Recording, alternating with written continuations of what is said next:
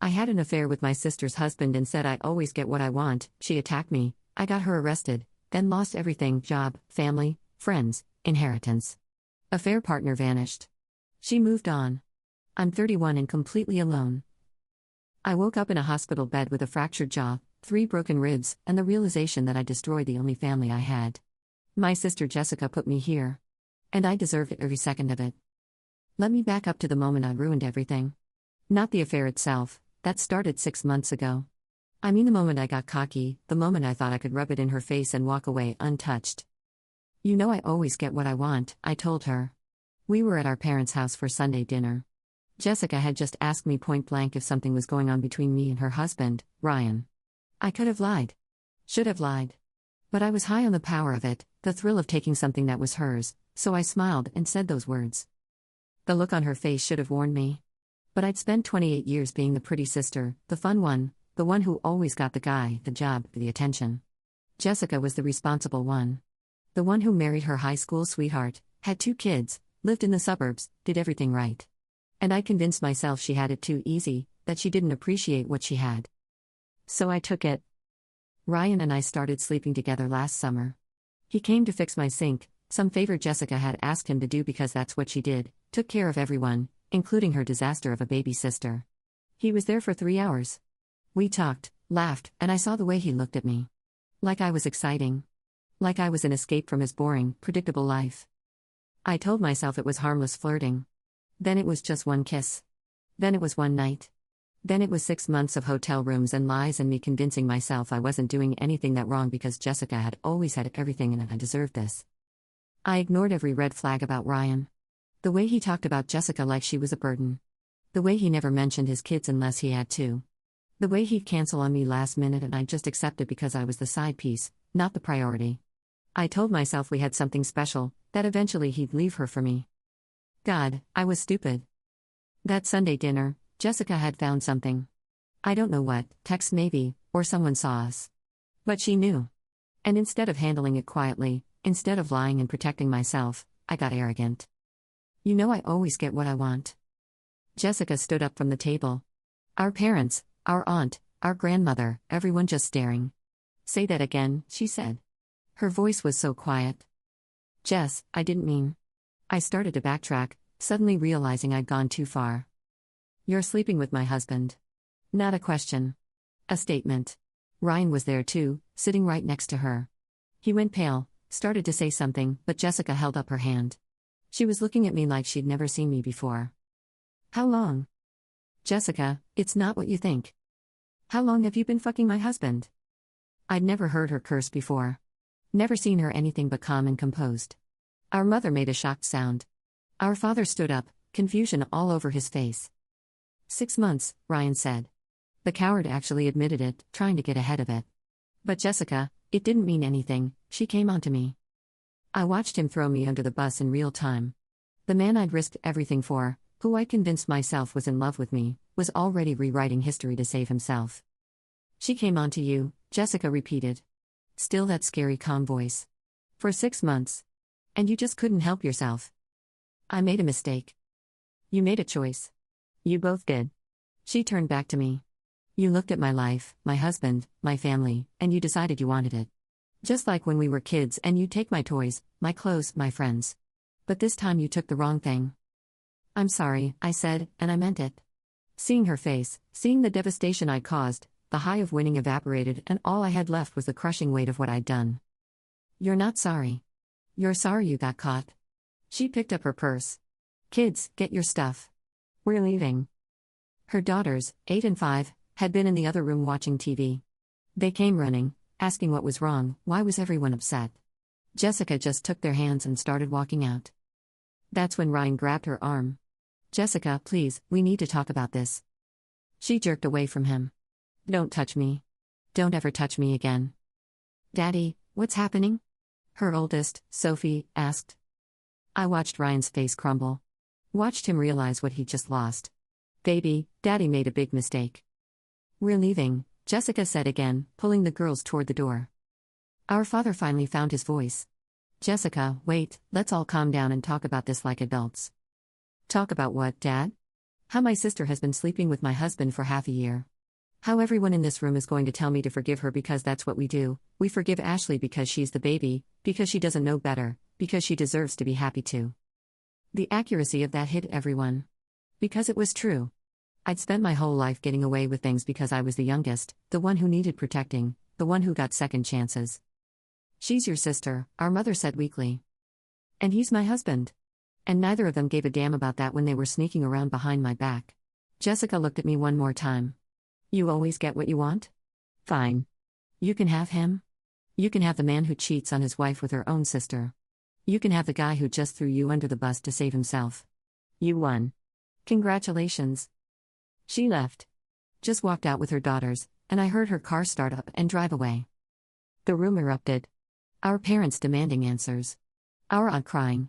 Ryan trying to explain, to minimize, to make it sound like I'd seduced him, like he was a victim. And me, sitting there realizing I'd just blown up my sister's life for a man who didn't even have the decency to defend me. I left that dinner and went home. Spent the next 2 days waiting for Jessica to call, to scream at me, to something. But there was nothing. Just silence. Then Ryan showed up at my apartment. I thought maybe he was coming to tell me we could be together now, that Jessica was leaving him anyway, so we might as well admit what we had. You need to tell Jessica you made everything up, he said instead. What? Tell her you were jealous, that you lied, that nothing happened. She's going to take the kids, Ashley. She's going to destroy me in the divorce. You have to fix this. I stared at this man I'd thrown away my relationship with my sister for. You want me to say I lied? Ryan, she knows. Everyone knows. Then say I was drunk, that it only happened once, that you manipulated me. I don't care.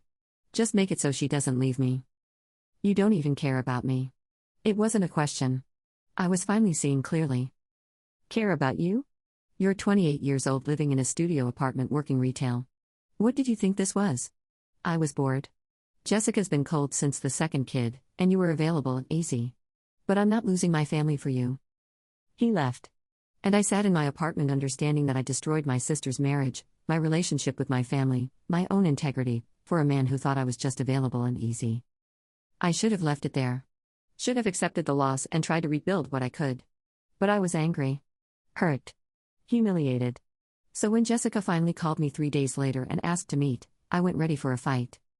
We met at a coffee shop. She looked like she hadn't slept. I probably looked the same. I need to know why, she said. Of all the men in the world, why him? Why my husband? And instead of being honest, instead of admitting I was jealous and selfish and wrong, I doubled down. Because I could. Because he wanted me.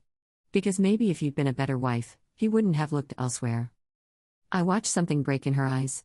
The last bit of love she had for me, the last thread of our sisterhood, snapped. You're right, she said quietly. I wasn't enough. I was busy raising his children, keeping his house, working full-time and still making sure he had dinner and clean clothes and a wife who tried. You're absolutely right. I should have been more like you. Selfish. Available. Easy. She stood up. Stay away from my family. Stay away from my kids. You don't exist to me anymore. Jessica. I mean it. You're dead to me. She walked out, and I felt the panic rising. This was real. This wasn't a fight we'd get over. I'd actually lost her. I tried calling. She blocked my number. I went to her house. She changed the locks and Ryan was gone, his stuff in boxes on the lawn. I tried talking to our parents. They told me to give her space. 2 weeks later, I saw on Facebook that Jessica had filed for divorce. Full custody. Adultery cited. Ryan's affair with her sister, documented with text messages I didn't know she'd recovered, was now public record. My phone started blowing up. Friends asking if it was true. Coworkers who'd seen it. Family members disgusted with me. I lost 3 friends in one day. People who'd known both of us, who couldn't believe I'd do something like this. I went to my parents' house to explain, to try to make them understand. Jessica was there. With a lawyer. She's been harassing me, Jessica told them. Showing up at my house, calling from different numbers. I want it documented. Harassing? Jess, I'm trying to apologize. I don't want your apology. I want you to leave me alone. Your sisters, our mother pleaded. You can work through this. No, Jessica said firmly. We can't. What she did isn't something you work through. She made her choice. Now she has to live with it. That's when I snapped. When I said the thing I can never take back. You're acting like I killed someone. So I slept with your husband. Get over it. Maybe if you weren't so boring, he wouldn't have needed someone else. My father told me to leave. My mother was crying. And Jessica just looked at me with such cold hatred that I felt it in my bones. Get out of my parents' house, she said.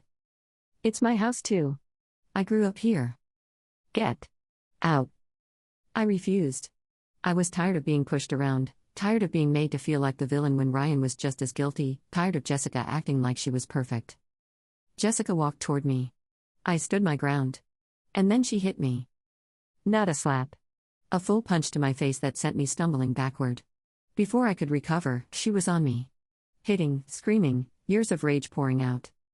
Our father pulled her off. I was on the ground, my mouth bleeding, my ribs aching from where she kicked me. And Jessica was crying, this horrible broken sobbing, while our parents held her back. You took everything from me, she screamed. My husband, my family, my trust. And you act like it's nothing. I pressed charges. I was hurt, scared, and angry. The police came, took statements, and Jessica was arrested for assault. Our entire family turned on me. Called me a vindictive bitch. Said I deserved what I got.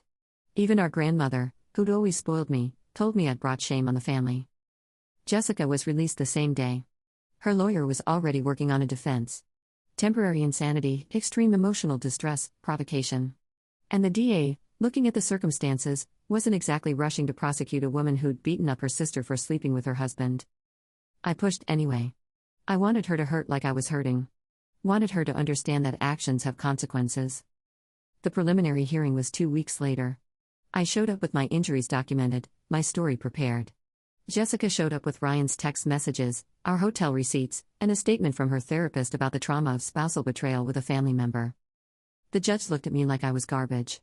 Ms. Anderson, you're asking this court to prosecute your sister for assault after you carried on an affair with her husband for 6 months? She attacked me. After you admitted, in front of witnesses, to sleeping with her husband and then blamed her for his infidelity. The judge flipped through the statements. You told her, and I quote, maybe if you weren't so boring, he wouldn't have needed someone else. Hearing it read back in court, in front of everyone, I finally understood how it sounded. How I sounded. The DA has agreed to drop charges in exchange for Ms. Jessica Anderson agreeing to anger management counseling and a restraining order preventing contact between you two. The judge looked at me. I suggest you take it. Because if this goes to trial, I don't think you'll like the outcome. I took it. The charges were dropped. Jessica got a restraining order that said I had to stay 500 feet away from her, her kids, and her home. I walked out of that courthouse and my family was standing with Jessica. All of them. Parents, grandparents, aunts, uncles, cousins. Standing on her side. Nobody even looked at me. I lost my job 3 days after the hearing. My boss called me in, said they'd received complaints about my personal situation creating a hostile work environment. Someone had sent the court documents to the office. Everyone knew what I'd done. We think it's best if you move on, she said, not even pretending this was about performance. I was unemployed, alone, and facing the reality that I'd nuked my entire life for a man who'd already moved on. Ryan had a new girlfriend within a month. Some woman from his gym. He posted photos of them together, smiling, happy. Like Jessica and I had never existed. My apartment lease was up in 2 months. I couldn't afford to renew it without a job. I applied everywhere, but every interview went the same way. They'd Google my name, find the court documents, the divorce filing citing my affair. Nobody wanted to hire the woman who slept with her sister's husband. I had to move back in with my parents. At 28 years old, I was living in my childhood bedroom, unemployed, blacklisted by my own family. My mother barely spoke to me. My father avoided me completely. They let me stay because I was their daughter, but I knew they wished they didn't have to. Jessica posted a photo on Facebook of her and the girls, all smiling. The caption, new chapter. Just us. She looked happy. Free. Like cutting me out of her life had been a relief. I tried to reach out. Sent a letter to my parents' address asking them to give it to her. It came back unopened. I made a new social media account to message her. She reported it and I got banned. I saw her at the grocery store once and started to approach. She pulled out her phone and called the police, reminding me about the restraining order. I was a ghost to her. Completely erased. My friends from high school had a reunion. I wasn't invited. When I showed up anyway, 3 people asked me to leave. Jessica's coming, they said. And we all agreed you're not welcome. Jessica had been my sister for 28 years. We'd shared a room growing up. I'd been in her wedding. I was there when both her daughters were born. And now I was the person who got uninvited from events to make room for her. I finally found work at a call center 2 towns over. Minimum wage, soul-crushing, but they didn't do background checks beyond criminal records. I worked with people who didn't know my story, didn't care about my past. It was the only place I could breathe. But every day I drove past the exit to Jessica's neighborhood. Every day I saw her daughter's school. Every day I was reminded of what I destroyed. I started therapy. Had to, couldn't afford not to understand what I'd done. My therapist, Dr. Morgan, didn't let me hide. You made a series of choices, she said. Not mistakes. Choices. Every time you met Ryan, every lie you told, every time you watched your sister and knew what you were doing behind her back. Those were choices. I know that. Do you? Because you keep talking about how you lost your family, your job, your life. Like these things happened to you. But you did this. You chose this. She was right. I'd spent months playing victim, acting like I was the one wronged when Jessica wouldn't forgive me, when my parents took her side, when everyone abandoned me. But I'd abandoned them first. I'd looked at my sister's life and decided I wanted to burn it down. The divorce was finalized in October. Jessica got full custody. Ryan got supervised visitation because Jessica's lawyer proved he brought me around the kids, exposed them to his affair partner while still married. She took him for everything. The house, the cars, child support that would keep him broke for years. And me? I got nothing. Ryan wouldn't even talk to me. Blocked my number, blocked me on everything. I destroyed my relationship with my sister for a man who wouldn't even acknowledge I existed 6 months later. I saw Jessica one more time, at our grandmother's funeral. I stayed in the back, kept my distance because of the restraining order. Watched my family comfort her, watched her daughters cling to her, watched my parents stand with her while I sat alone in the last row. After the service, I waited until everyone left. Stood by the grave, crying for my grandmother and for everything I'd lost. Jessica came back. Maybe she forgot something, maybe she wanted a moment alone. She saw me and froze. I'm not violating the order, I said quickly. I was just leaving. She didn't say anything, just stared at me with those cold eyes. I'm sorry, I said. I know it doesn't matter, I know you'll never forgive me, but I need you to know I'm sorry. I was selfish and cruel, and I destroyed the best thing in my life because I thought I deserved what you had. You're right, Jessica said quietly. It doesn't matter. I miss you. I miss the girls. I miss being part of the family. You made your choice. I know. I thought maybe someday. There's no someday, Ashley. You didn't just sleep with my husband. You mocked me for being a good wife. You blamed me for his cheating. You pressed charges when I finally broke after months of holding it together for my kids. You showed me exactly who you are. People change. Maybe they do. But I'll never know if you did, because you're not part of my life anymore. You're not my sister. You're just someone I used to know who hurt me worse than anyone ever has. She walked away. I watched her get in her car and drive away, and I knew that was the last conversation we'd ever have. I lived with my parents for 8 months before I could afford my own place again. A studio apartment in a bad part of town, but it was mine. I worked my call center job, came home, slept, repeated. No friends. No family. No life. My mother died last year. Heart attack, sudden, devastating. At the funeral, I sat with distant cousins I barely knew. Jessica sat with our father, her daughters, the family that mattered. I was tolerated, not welcomed. Our father died 3 months ago. I found out from a cousin because Jessica didn't tell me. The funeral was the same. Me alone, Jessica with everyone else. Our fathers will left everything to her. The house, the savings, everything. There was a note, Ashley made her choices. Jessica was there when it mattered. I wanted to be angry. Wanted to say it wasn't fair. But it was fair. Jessica had been there. She'd taken care of them when our mother got sick, when our father started showing signs of dementia. I'd been too ashamed to visit, too afraid of seeing the disappointment in their eyes. I'm 31 now. I work at the same call center. I live alone. I haven't been on a date in 2 years because every time I try, I have to explain why I'm not close with my family, why I have no friends, why I'm starting over at 31 like I'm 22. I saw Jessica at the store last month. She was with someone, a man, laughing at something he said. Her daughters were there too, teenagers now, beautiful and happy. They looked like they'd healed. Like they built a good life from the ashes of what I burned down. She saw me, and for just a second, our eyes met. I thought maybe I'd see something. Recognition, curiosity, even hatred would have been better than what I saw. Nothing. She looked at me like I was a stranger. Like 28 years of sisterhood, of shared memories and inside jokes and late-night talks, had been completely erased. Then she turned back to her family and kept walking. I stood there in the cereal aisle, watching the life I could have had if I'd just been grateful for what I already had. If I'd valued my sister more than a cheap thrill. If I'd understood that some things, once broken, can never be fixed. I sleep in a twin bed in a studio apartment, and sometimes I wake up and forget for just a second. Forget that I'm not welcome at family dinners. Forget that I don't get birthday calls or holiday invitations. Forget that my nieces don't know me, that my sister has built an entire life that I'm not part of. Then I remember. And I have to live another day knowing I did this to myself. There's no redemption here. No lesson learned that makes it okay. I know what I did was unforgivable.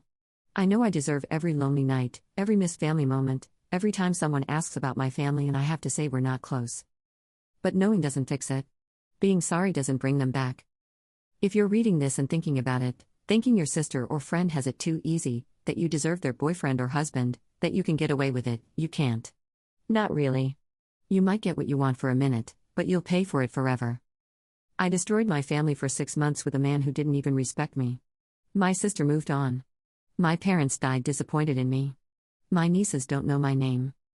And I'm still here, alone, living with the weight of choices I can never undo. There's no happy ending. There's just me, sitting in this apartment, watching my sister's life through social media like a stranger, knowing I gave up the only people who ever really loved me for a man who thought I was easy and available. I always got what I wanted. Until I wanted what mattered, and then it was too late.